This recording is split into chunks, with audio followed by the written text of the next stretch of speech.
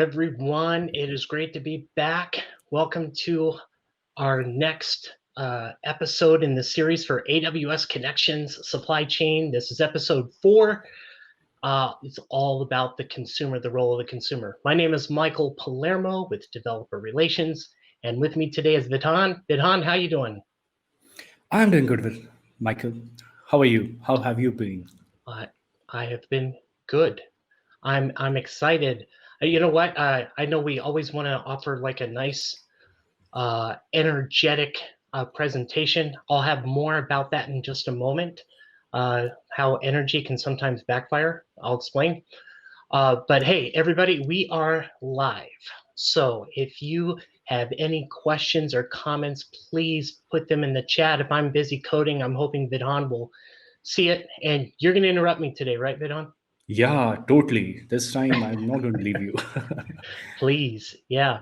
We also have mods in our chat as well. In fact, yesterday I was on the Waypoints premiere episode on data layers, and I ended up spending most of my time helping people in the chat room, which was kind of fun. Actually helped solve an issue. It was all behind the scenes. But yeah, so if you have questions, ask. You may, I don't know if anybody else in the team will do it, but I ended up doing a phone call with somebody yesterday from me. So that was kind of fun. Of course, we have our magnificent producer. That's what I call him. The producer of the show is Peter, and he hates it when I say that. But he is in the background. So anything you see from here, Dev, that's what he's going to be posting. I noticed this yesterday too, when Peter was producing yesterday's show, that he also encouraged the people in the chat, if they had links they want to share, to definitely send it to him, right? Let him know so that and he could do that. Otherwise, our automatic bot's going to go, it's not going to work. So, hey, and another thing with regard to doing any kind of interaction, if you thought something was kind of interesting, whether it's funny or intriguing or just very unique, and you think it's a clip and you know how to use the Twitch clip feature, go ahead and create that clip. And if we pick it, you're going to get VIP status. I think that's pretty exciting. Yeah. I guess before we get into the real nitty-gritty details of all the technical stuff today, I do want to mention what I was talking about by energy. The last time I did an episode, my wife has an office literally on the other side of our home. And I have my office door closed, she has hers closed, and she literally said, I could hear you from my office when you were on your doing whatever you do, because she doesn't quite get what I do. So she's like, is there any way you could just... So this happens with me also. What? What'd you say? My wife also says that she does not get what I do. Yeah, I think this is very common. Yeah, that's very universal. I tried to explain it, but in any event, but here's the thing. Here's what's funny. She said, all I'm asking you is just to be quiet. And I'm like, I can't. We just had a pep talk from our producer to have energy, even for this episode. So what am I supposed to do? So you know what I did? I am in the process of soundproofing my room. So I hope I'm going to find out. It's going to be thumbs up or down, but I'm going to see if that works, because I can't turn down the energy. Come on. I mean, that's just not right. You can't. Yeah. So you are going to soundproof, and I am going to lizard-proof my room. You're going to, let's make sure we heard you correctly. You're going to lizard, L-I-Z-A-R-D, lizard-proof your room. Exactly, because I found out that I have a family of lizards. Just behind me, there's a balcony, and there live 6 lizards, and they do visit very frequently now. And that is a concern for me. It's a family. They just moved in. I should say I moved in. Like, I was out of home in Bangalore, and they are the resident here now, and I'm the outsider for them. Have they been welcoming? Are they looking aggressive, like you're taking over their territory? Last night I saw three of them. I think they were planning something and they were trying to attack me from three directions. And I got up at the night. I simply ran out. I slept in another room. Wow, So they are winning. You can say that. that's crazy. Well, I'm glad that you're safe.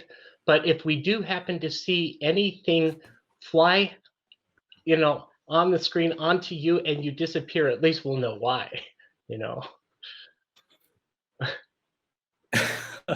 So there's very high probability that you might see something behind me on the Well, curtains. if that happens, keep an talk about a watch cliff there. moment. That might make you VIP status, whoever's watching, if that happens. Okay. Let's see. Oh, hey, by the way, I just want to share something with you, Vidhan, that I'm very proud of. It's something I also shared with a workmate of mine. I told him the other day, I said, I'm going to do something bold and dangerous because Okay. it could be bold and dangerous. Guess what I So did? what did you do? I cut my own hair. How? I mean, like it's really difficult, right? You have to look for the angles and you have to hold the scissor. How did you do that? I tried and I was scared because I could have cut my ears or something like that. I literally followed some video instructions. I'm not kidding you. I learned. I bought Okay. a kit, watched the videos, carefully did everything, and oh yeah, it feels great. Feels great. I of course I had to do the double angles, make sure that I could see in a mirror how the back looks and stuff. But yeah, it worked out pretty good. So I was excited about that. I So didn't go Shruti Britney is Spears saying style. No, she's asking if it was a Britney Spears no, style. no. Obviously, I didn't buzz anything. But I will tell It you could be that, toxic, right? and maybe from this point forward, hey, that was Yeah. a funny reference. Very good. Okay. Uh, hey, yeah, I think I can save money in the future if I'm willing to continue doing that. So, all right. So you ready to maybe get a little technical? Yeah. So what are we going All to have right. today, Michael? Well, Tell us about that. set the scene. We've had this journey. We're in episode 4, and so the journey so far has been, let's kind of see this scenario take place where the end game is going to be someone orders something to have it delivered to their place. And Okay. so all the players involved are, of course, um, the retailer that sells the product, the delivery company that will, deliver the product. And now we're going to focus on the consumer that buys the product. So we haven't approached that role yet, and perhaps what would be a Yeah. good experience for them. So that's going to be our topic today. In fact, let's go ahead and go to code view, because what I want to do is walk through perhaps some of the things we've talked about to set the scene for how consumer will plug in. So first of all, you're probably familiar with this on this side here. This is our AWS Mqtt client. We've been using this for the last few episodes. You'll notice this is the little secret that you taught me, Vidhan, that I could subscribe to hashtag. So Yeah. you could tell everybody, what does that do? So basically, it's kind of a universal keyword, you can say that, special character. By writing it down and subscribing to it, you can subscribe to any and all the topics that your broker is going to receive. Yeah, exactly. So I'm going to go ahead and subscribe to that. And by subscribing to it, that just means that ultimately, if anything is published, it's going to show up here, right? So just to demonstrate that, over here in our episode 2, so episode 1 was about the architecture, but episode 2 we introduced a transportation. So if I Yeah. choose a transportation vehicle, why don't you pick a number between 1 and 3? I'll go for 2 So we'll go for because we 2. are 2. Yeah. Sure. So now I have the vehicle here. And so here's the thing to look for. When I move the vehicle somewhere on the map, it's going to basically publish its coordinates to MQTT. So let's see what happens when I do that. Boom. And you could see that the 476, So I like it how our truck is able to glide through the buildings. I love that. Yeah, I love that too. That's a new feature that I created, was flying trucks. So yeah, so that's what we did in episode 2. So we understand that's how the delivery trucks move around. Then in our previous episode, we introduced the retailer, the one that's going to sell the product. So any preference, 1 or 2? 1. Go with 1.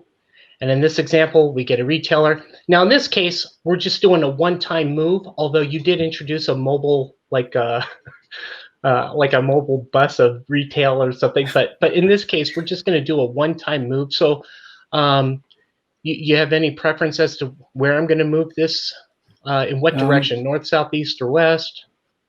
Let's go north, because I can see a lot of water bodies there. Okay, like right close to the right up here somewhere? Right between these 2 water bodies that you have on the like up here? Yellow line. Yeah, that will work. Yeah. Okay. So we have our retailer there. Now, the fact that we moved our retail one here, that wasn't necessarily published over here, but this was just our way of suggesting that when we have the retailer involved, the retailer, of course, in our previous episode is the one that's going to receive an order from the consumer. And then when they do, they also have to coordinate with the transportation company to go ahead and have a delivery done. So now we can start to set the stage for our consumer. The consumer is actually going to start placing the orders. And so everything's going to start really falling in place.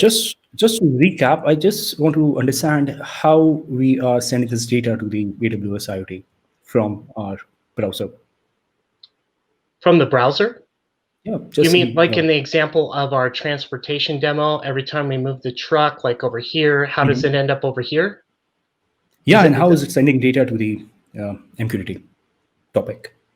Oh, okay, great. So you can actually see here, if I were to, maybe I'll even full screen this for just a moment. The transportation one is sending it to the, are you talking about the truck?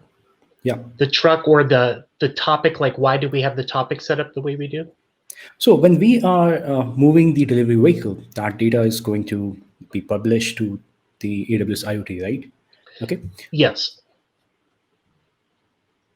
So basically, we are using MQTT library and all those things, right, in the background? Oh, that's correct, right. So, I mean, and that's what this demonstration is proving, is that every time we move this, the fact that we see in another browser altogether, this message appearing is just evidence that we have that connection ready to go, right?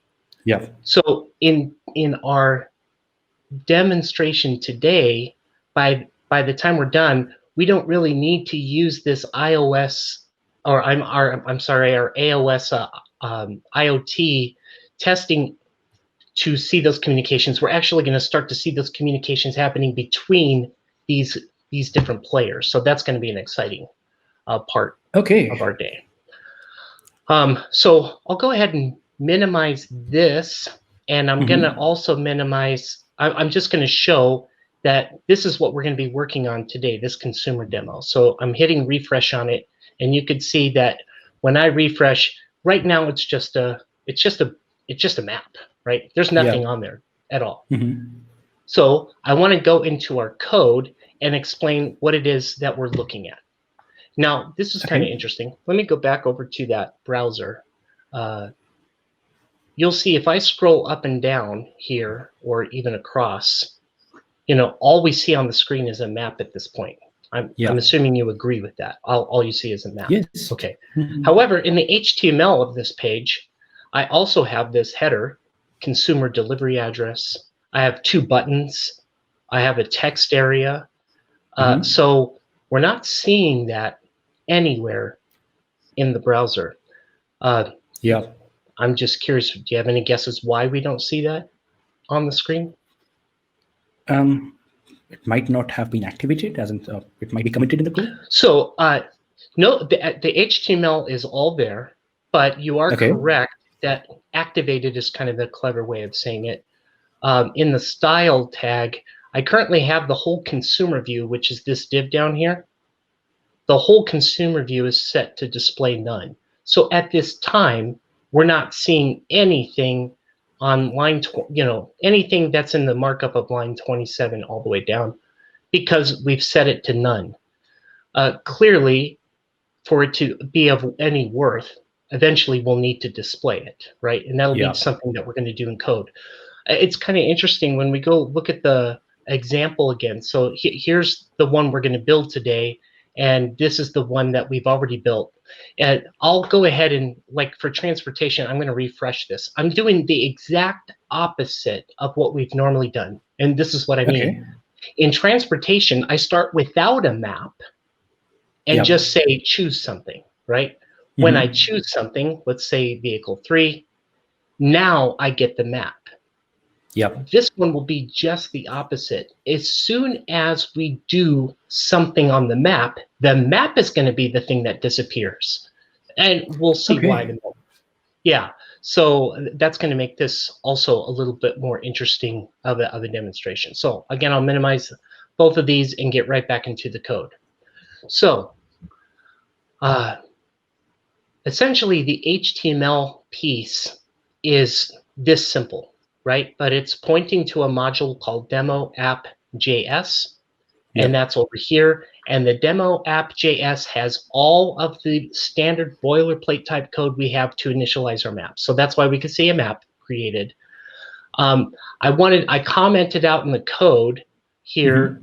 So services that we're going to use, we are going to use the search service, and we're also going to use, of course, the MQTT client. That's what you were asking about a little earlier. How is this all possible? Yes, exactly.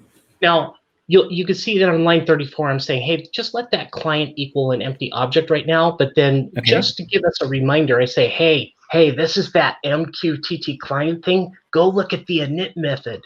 So I scroll down, I look at the init method, and that's where we could see it's actually set to the get client method, which returns an instance of that paho.mqtt.client. So that's all that is right there. If a message arrives, go call this process message function, which it does. If the connection gets lost, go ahead and console log that out. So that's what we have so far. Back up here, when I'm looking at this, I gave myself a reminder that we also want to preserve a little bit of data. So I'm going to copy and paste some stuff right here. The data that we're going to use is the consumer data object. That consumer data is going to have an ID that's unique to the consumer, an address, and a point or geolocation. Right now, they're all set to just empty, but it's eventually going to be populated based on things that we're going to be doing on the map. So next, in every one of our episodes so far, I will tell you this. If anyone has been following this series all the way through, the one thing that they're probably going to learn how to do in their sleep is probably create a draggable marker. And here is the code for that. And what I'm doing, please, go ahead. So I learned it from you, actually, the draggable marker, and one of the article blog written by Richard. So I found it quite amazing, right? That you can drag the things and you can do a lot of things in that. So I'm going to include this somewhere. Oh yeah, it's very helpful, especially if you're wanting to do some customizations on the map. That's really nice. So and just in the briefest detail, and especially if you want the marker to also have its own custom image, basically that's what I'm doing. You first create an icon. In this example, it's a consumer. You'll see what that looks like here in a moment. The consumer icon is then associated right here as part of the marker in drag marker. We set volatility to true, draggable to true, and add it to the map. Now we have basically created a marker on the map. But as I've indicated before, just because you do that, that doesn't mean that it is draggable yet. You have to add these other drag events. And these drag events are are straight from, literally, these are straight from our documentation. The only thing that is different at all is this line right here, which I'm saying, hey, when we have finished dragging this marker, call process marker. Now that's my own function. I could have written all the code right here in 76 instead of calling a function, but that's just the way I want to do it. Yeah, So writing all the code inside and listeners kind of make it tough to read. you're right. It's a good practice to have methods being called. Agreed. Refactor and all that kind of good stuff. I agree with you. We should have a modular structure when you're writing a code. So that's good. A what?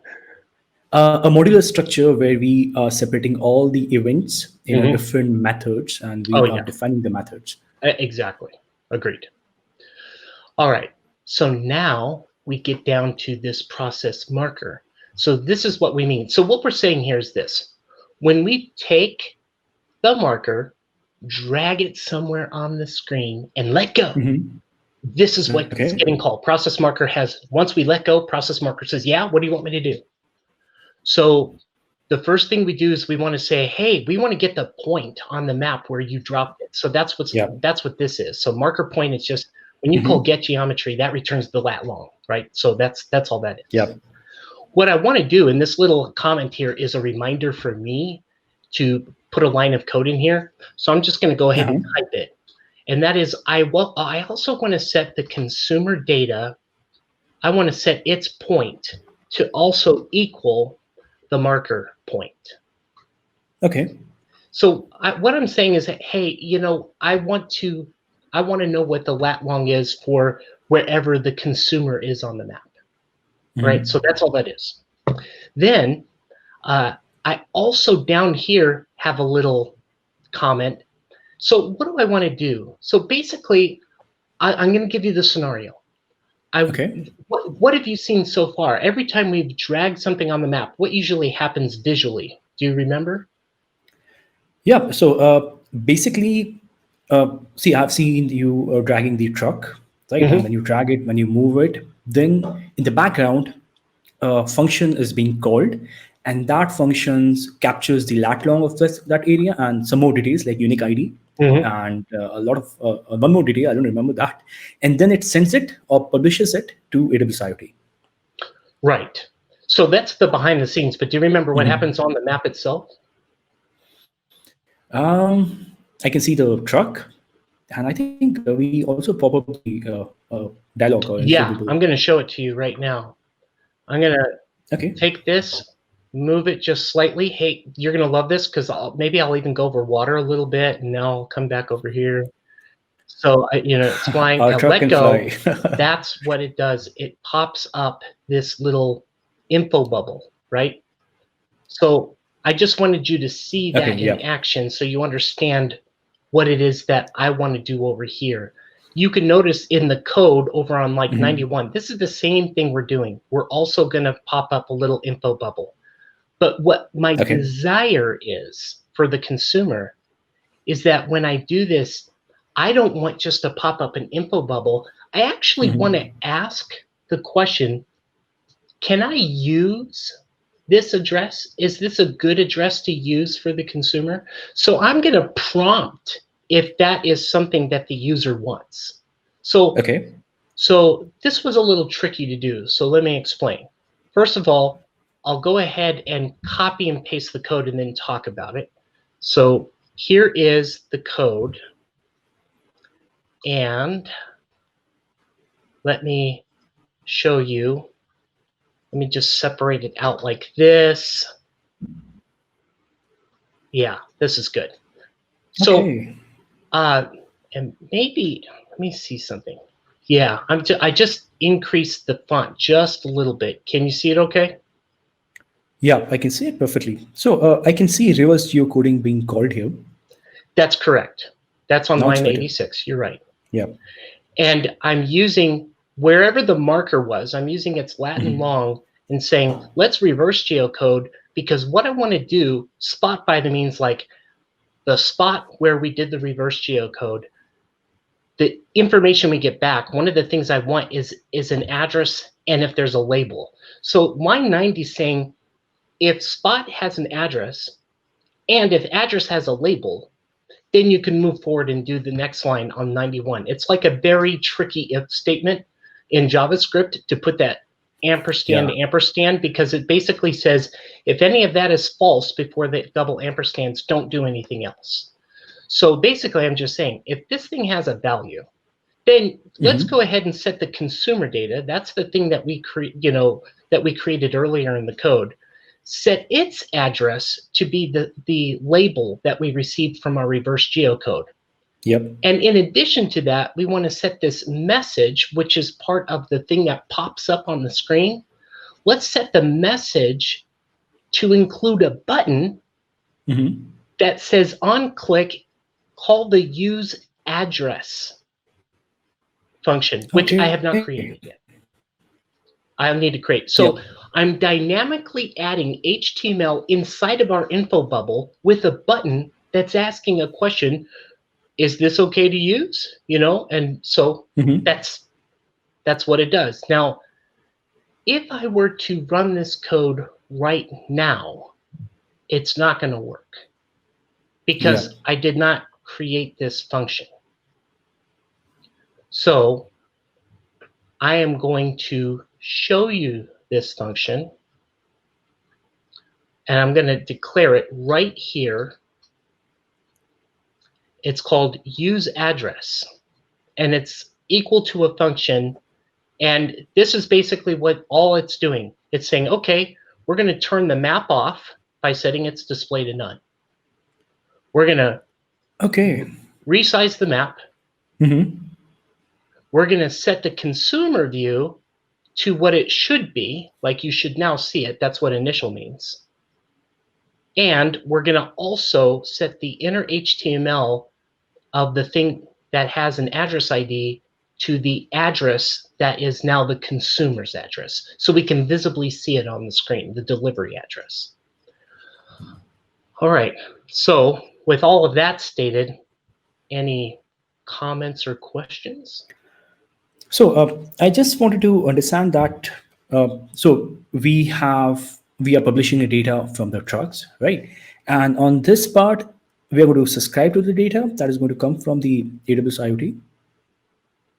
We have not subscribed to anything yet. Okay. At this point, we're just setting the we're setting up the scene to have a consumer that we can choose where they live. That's all we're doing at this point. Where does this consumer live? Where are they going to have their product delivered to? That's pretty much what we're setting up now. The icing on the cake of this whole episode is going to be exactly what you talked about. Let's get it all connected to MQTT. But for right now, it's just let's at least get the consumer's location set up okay. So we are at half a mark. So even still at this point, like I went ahead and I've submitted this code. I'm gonna bring in our consumer demo. So what should happen now when I refresh this screen? What we should see is something different. We should see there's our consumer. Do you see it? It's a nice little $sign. Yeah. Because consumers mean money, right? They're going to buy something. Yes. Now, remember, the code that we just created is in the drag and drop. When we drop this consumer somewhere on this map, that's when we're going to get the pop-up box that says, do we want to use this address? So let's see what happens. I'll bring it over here. And now it says, okay, here's all the data. Do you want to use it? Let's see what happens when I click the button. Absolutely nothing. We are still to write the function, right, for this button click? No, actually, the function's here. Use address. We made it. So this is more of a JavaScript lesson than anything else. But here's the thing. We are currently inside of a module that's being used in this page. If we go over back to our index, you'll see that this module, this is a module, demo app.js, which is this code, is here. Yeah.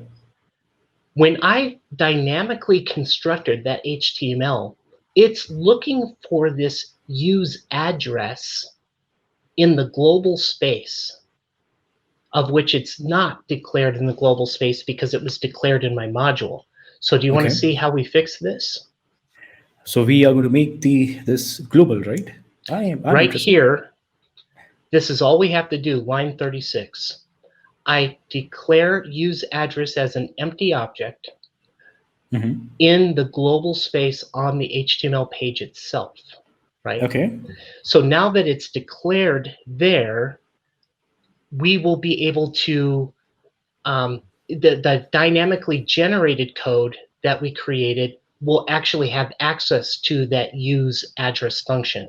So to test it, now that we've added this to the page, I'm going to go back over to our consumer demo, and we're going to do a refresh. And I'm probably going to hit refresh again just to have that warm and fuzzy feeling that the GitHub push that I did is all good. So now I'm going to take this, move it somewhere over here. I'm going to see, yes, I want to use it. But now you can see what I'm talking about. Now it did take, because the use address was in the global. So now we get that consumer view. So think of it this way. The first part with the map, the only reason why we're doing that is to make it easy for us to choose where someone lives. You know, I'm just randomly choosing an address here. They live here. Now that we have a delivery address, now we can place our orders, right? So order one, order from the first retail store or order from the second retail store. You following the logic so far? Okay. Yeah. So I've never made anything global in HTML. So that is something. Well, you know, it's interesting. If people were to create code and put all the code in all the code that we're doing here, if they would have just done it in a script tag here, then everything would have worked. It's the fact that we are referencing a module, and we declared a function in a space that the dynamically generated stuff didn't have access to. That's why we had to do this little trick here and just make sure that this was in the global space. But anyway, what we want to do now, which is more exciting, is back here, it would be cool for us, since we've created all this stuff, to now start to connect the buttons that are on that page and the text area, so that we can make it interactive for the end user. Because basically, we could just showcase it right now. Nothing happens when we click these buttons. You know, I'm clicking these buttons. There's nothing that's happening. And so, here's what I want to have happen. When you click on either one of these buttons, this area down here is just going to be a status area. It's going to just let us know what's going on. That's it. At least at this time. Log or record, right? Yes, but you know, you can even look at it this way. How many times have you ordered something online, and or in an app, and especially like if you ordered like we've talked about it before. I love to order food, so to be honest, a lot. I do want to see a status, right? The place that I ordered food from received my order. They are now preparing it. Your delivery person has picked it up. You know, this is kind of what I'm setting the scene for here. The step-by-step narrative of this person's order. So basically, this you can apply it almost all the scenarios. All you have to do is you have to change the values of what you are going to monitor, right? That's correct. That's right. Okay. So let's get back into the code and start to add some behaviors here. You know, the first behavior that I would like to add, so I'll start adding this right underneath use address. The first behavior that I'm going to want to add is the ability to update the text area. So I'm going to put this in here and say, okay, I've created this little helper function that says anytime I want to add a status to the page, all I have to do is put a message in this function, and I'm going to change the status, which is this text area on the page, whatever its value is. Let's add another value with a with this You should probably be familiar with what that is. What is it, Vidon? This \n? Yeah. It's line change, right? Yeah, Or yeah. new line. New line. Exactly. New line character. So that's how we can get the lines to appear on this text area. It's just, a new line. Yeah. So that's all that is. Okay. So there's nothing exciting about that. Let's now get into our event handlers for the buttons. Yeah. So we are talking about order 1 and order 2, right? That's right. And so now behind the scenes, if you look at them, the ID is retail 1 and the ID is retail 2, because essentially we're ordering from one of those retailers. So in here, I'm setting these button objects to equal the result of getting those 2 unique IDs. And then for each one of them, I'm saying, okay, if either one of them are clicked, call the same exact method called process order, which we have not created yet. Yeah. But that's the thing that we want to have called if either button gets clicked. So let me add that to the screen.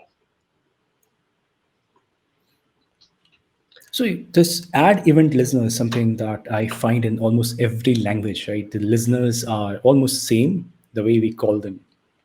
And that's kind of fascinating. And it makes you to jump from one language to another easy. Yeah, I agree with you. And so, and it's also nice when you could use the same event handler, like line 122, for 2 different objects like we're doing, and make it simple, right? So this is how we can make that possible. Basically, the behavior for both of the objects was the same. The only thing that was different was which retailer we were going to buy from. So on this line, we're creating a unique order ID, something to uniquely identify the order itself. We're going to let the retailer, that is a local object, equal the exact ID of the button we clicked. So it's either retailer 1 or retailer 2. Okay, so you're randomly generating the order ID, right? Yes, we already generated.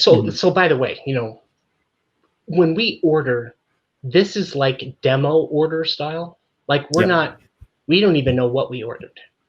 Like this is like the assumption here, just for the sake of having this streamlined kind of a scenario, we're basically saying the details of the exact order are not consequential. The only thing that's consequential is whatever they ordered from that retailer must be delivered. That's what's consequential. So, and what if, or we can have that check, right? What if that particular stuff is not with the retailer?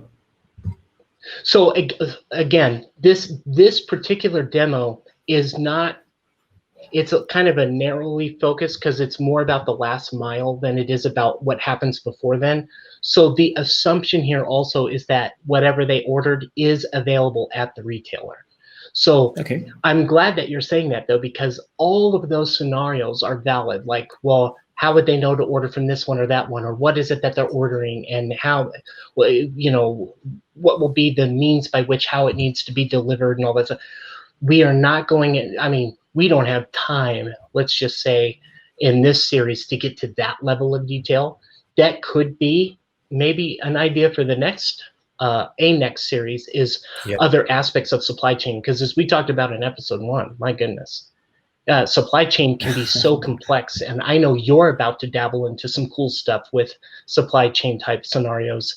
And again, it could be at so many different levels or stages of whether it's how the product was even assembled or put together, to how does it finally get to its final destination.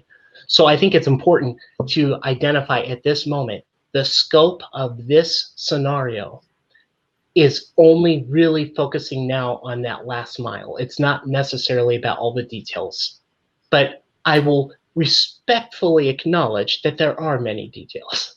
We're choosing to ignore them at this time so we don't complicate our last mile scenario. So once we know who we're buying the product from, then we create the order itself. So this object says, okay, I'll create an order ID, or I'll take the order ID that was created, add it to the order. We're going to say the retailer is part of that, and the consumer is all the information that we need about the consumer. So I want you to notice this. because it may have been lost a little bit before. It's important that we know not only the geolocation of the consumer, we also have the address of the consumer, the actual, human readable address, 1122 Boogie Boogie Avenue, that kind of a thing, like not a -47 or whatever, right? It's like something we can read. And So, the address that we got from reverse geocoding. So the address was from the reverse geocoder. You are correct. Yes. So with that context in mind, that's how we're able to put the order together. So our publish data that we're going to publish to MQTT is going to be, let's publish now that order object that we just created. And it's going to be sent to the SC/orders/whoever the retailer was that the consumer ordered the product from. So that means the retailer will be subscribing to this, right? The retailer subscribes, the consumer just placed the order. And this add status, remember that's this little handy function up here. We're going to, at this point, say, okay, the order has been placed. And that's all we say here. The order has been placed with the retailer. Okay, so that is something that we're going to show in the text box. Yes. Okay. Exactly. That will be shown in the text box. So you have Aws Mqtt Client object here, which is client, and you are publishing the data to AWS IoT under the subject name SC/order/retailer name, right? Yes. Okay. So here's what's exciting. What's exciting is we've almost got this completely done. We do. We almost have it done. If we just left it this way, we probably would have something that works. But I don't want to just leave it this way, because the power of MQTT is that not only could we tell the retailer, hey, retailer, I just placed an order with you. We also could say, hey, retailer, can you let me know? Can you confirm that you received my order? Right? Yeah, you can do that. So how would I do that? That's what we're going to need to do. We're going to have to change something. So I'm going to show you what that change looks like. Okay. Right here, we have this, let's go ahead and get the client. One of the things that I can do inside of the get client is I can add a function right here that says, as soon as we're connected, what do you want to do? Well, what if I want to subscribe to something?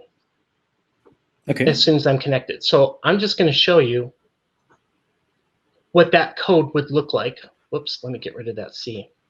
So instead now of it just being called get client, I've now passed in this function that says, look, let's set our ID to be our client ID. So our consumer data ID is going to be the ID, the unique ID of the actual MQTT client. So that's just a unique identifier.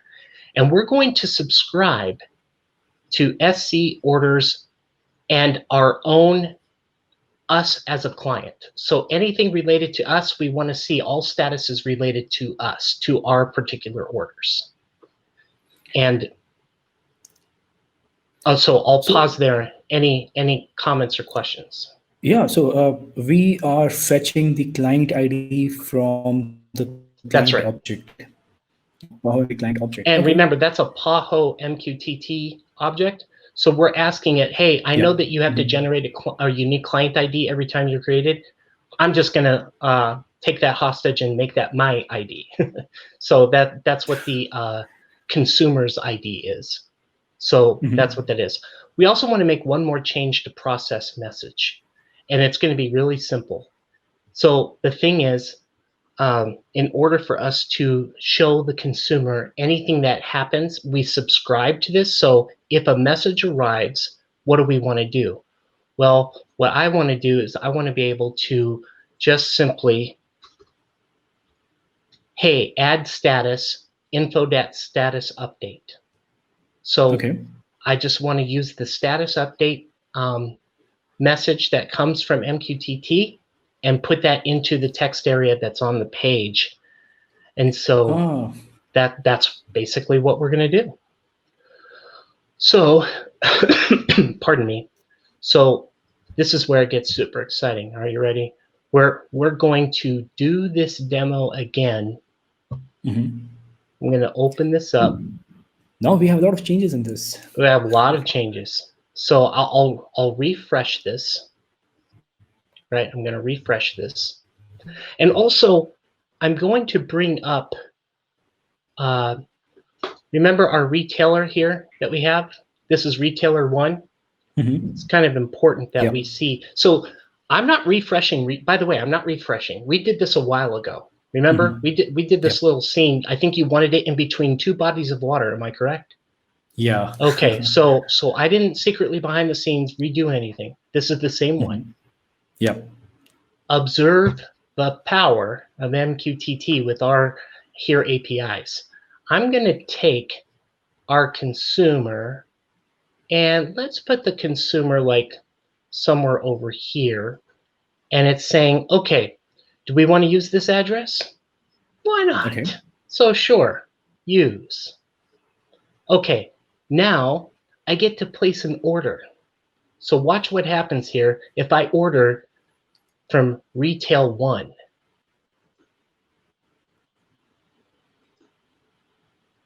Nothing. Yeah. That's not good. So let me take, I don't see any reason why it wouldn't be calling. Oh, it could be that So the changes what didn't I actually take understood. place. Let me refresh this again. Yeah. Let me try this again. Did you save it I there? did, yes. Yes, like Okay. somewhere over here. As long as I get an address back, sure, I'll use it. It may be that I have like a cached copy. So let's see if this works. Mhm. Ah, now here's the thing. Now look at the retail Yeah. side. Look at the retail side. Do you see the consumer appear on the map? Yeah. Hey, watch this. I'm going to refresh. I'm going to put this is a brand new consumer. Let's say that they live Okay. around here somewhere. Sure, use this. Look at the retail side. When I order from retail 1, boom, there's that client again. The consumer is Yeah. appearing on the page. A So different location. in a different location. So now this retailer is aware of 2 different orders that are happening. Not only did we say, hey, the order's been placed, but the retailer confirmed it. And we got that message from MQTT in our code. And again, that code that made that possible is right here when we say, hey, if we subscribe to our orders to ourselves, anything that we've ordered, when we process that message, when it arrives, just add a status with the status update from the retailer. Now, admittedly, I did make a few changes to the retail code prior to this Mhm. show. So it's the same code that we had as before. The only thing that's really different now is it's going to happen where we do our subscribing of our stuff. So in the app retail, So we have almost 10 minutes with us. thank you. Um, when we published, when we get a message, when we receive the message of the order, we turned Mhm. right around and said, hey, let's send a status update back to the consumer that placed the order and let them know it was confirmed. So this is the code that was sent from the retailer so that we could receive it on our side here as a consumer. So once again, just looking back at both of those pages, again, I could go ahead and order again from Yeah. even if I did an order from retail 2, you'll notice I didn't get any kind of a confirmation. Confirmation. Do Yeah. you know why we didn't get a confirmation? I saw the code that we have subscribed to some, you can say that retailer ID. Are we not sending the retailer ID? I think we are sending the ID. So everything went fine. If I went back over to AWS and looked, you could see Mhm. that retail 2, this was sent. So this was a valid communication. The Yep. reason why we didn't get anything is we don't have a retail 2 up. So if I were to Okay. go here and then say, hey, let me select retail 2, right? Okay. And now, if I bring this down, let's say that I bring this one here also kind of so what we're attempting to do here is have more than one retailer on the screen. So here's retail number 1. Let's move retail number 2. This one's over here. And so now that retail number 2 is on the screen, let me order again from retail 2. Bam. So Okay. now I could see, that it has, Now we got the confirmation. yes. So this is my way of being able to get it 2 different ways. If I order from retail 1 again, well, I've already ordered from retail 1, so I'm still on the map there, but I think you get the idea. 2 different retailers. If I were to, once again, just to showcase it all, refresh this all together so I'm a brand new consumer, and let's say this time I'm a consumer from kind of far Yeah. away. Let's say I've never heard of this place over here, but let's see what happens. Of course, Some island. sure, why not? So use, and now I'll order from each one. Let's see what happens. Retail 1, bam. Retail 2, Shazam. So Nice. now that we have that, so here's the cool thing. And I think we can go back to studio. So I always find it interesting when that is what you did, right? You subscribed and publish in the same code, and I think that is one of the very important thing and a very intriguing factor about MQTT, that you can have many publisher, you can have many subscriber, and I'm glad we saw that. Yeah, and I think what's kind of exciting is that we've been building a lot of components, and now we have these components communicating with each other. So in our final episode that will happen eventually in 2 weeks, this is going to be when we see the deliveries actually taking place and being able to see a master view of all the activity that's going on. So very exciting that we have the code working up to a point where we can start to do these interactions. But yeah, it'll all come together with our transportation trucks basically moving on the map, and what will be cool is when the transportation delivery guy gets close, we'll see So something special happen on this screen when they get as into a Peter is certain area. saying, as Peter is saying that instead of truck, we will be requiring a short ferry, or we'll be requiring a ferry Yeah, for this to get one it over from the here, island. yeah. I Yeah. will have to say I don't know if what I was setting up is going to work for over there. So I probably won't be demoing that island because I haven't personally messed around with our routing that includes ferries, but okay. That I know what you're talking about. You're talking about that what was it called? Bainbridge Bainbridge. Island. Yeah. Yeah, so that was probably not a smart move on So my part. and Peter is also saying that the ferry ride is quite scenic. It's beautiful. Oh, cool. Yeah. So everybody, if you are there, kindly try to explore it. If you can, during the COVID scenario, stay safe though. Well, listen, this episode is going to be available on Twitch for a little bit, and then eventually it'll be on YouTube. So don't hesitate to check out our YouTube channel for all the previous episodes of not only the AWS connections, but all our other featured series such as Waypoints. And also, if you have any questions, outstanding questions, please use our Slack channel for that.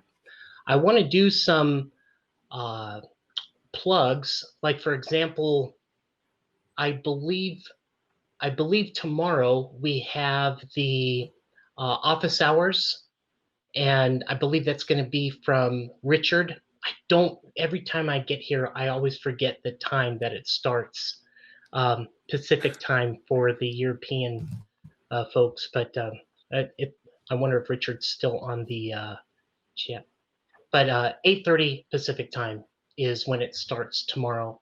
And I know he's been working hard on that one. And In actually, the the morning. topic, if I'm correct, and if I'm wrong, I'm wrong. But I believe tomorrow's topic is land or water. And that's Yeah. it's interesting to be able to get data about certain points. Is this or that? So I actually want to use that capability, so I'll be definitely tuned in.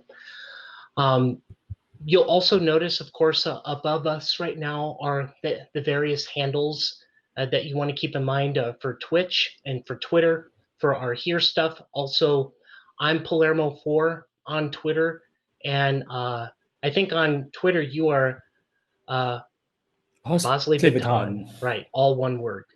Very good. Yeah. So, thank you very much for attending today. Vidhan, do you have any closing words? Yes. Stay safe and keep learning, and do watch Land of Water. That sounds amazing, and I'm also going to watch it. And oh, you know what, Vidhan, do you have an IoT one next week? Yeah, I do actually.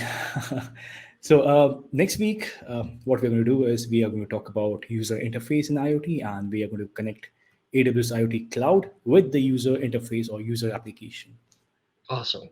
Okay, that's 1 week from today, and of course 2 weeks from today, the final episode of our AWS Connection supply chain. So thank you, everyone. Also, as Vidhan said, stay safe, make it a great day, and we'll see you next time.